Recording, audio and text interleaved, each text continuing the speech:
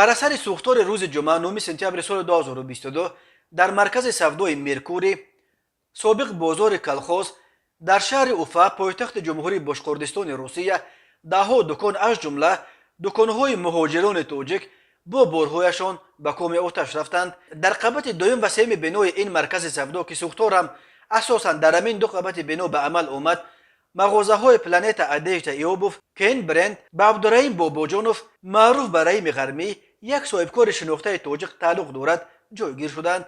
در ویدیو نشر شده از محل سوختار دیده می شود که صاحبکاران بیچاره به خاطر نجات دادن اقلا یک قسم بارهایشان خلطه های بارهای خود را از قبط های دوم و سوم به پایان حواله می دهند، ولی اکثر این بارها را دزدان فرصت طلب یا به اصطلاح مردیارها دزدیده میبرند. مقامات حالتهای فوق‌العاده شهر اوفا گفتند که بنا به ارزیابی های اولیه سبب سوختار در مرکز سودای میرکوری کار صدموی تجهیزات برقی شده است.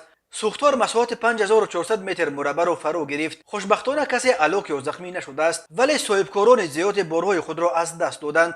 گفته می شود سوختارنشانان توانستند بیش از 50 سر جانوران نادر از باغ حیوانات واقع در داخل این مرکز سودا از جمله روباها، ینوتها، بومها و دیگر جانوران نادر را نجات دهند. عبدالرحیم باباجانوف 4 مارس سال 1979 در روستای پاچه پایان نویه رشت در عائله محیب‌الله باباجانوف رهبر سابق یکی از خواجه های دره کمرا به این نویه به دنیا آمده برابر به بلاغت رسیدنش به روسیه رفت و آنجا به صاحبکاری مشغول شد.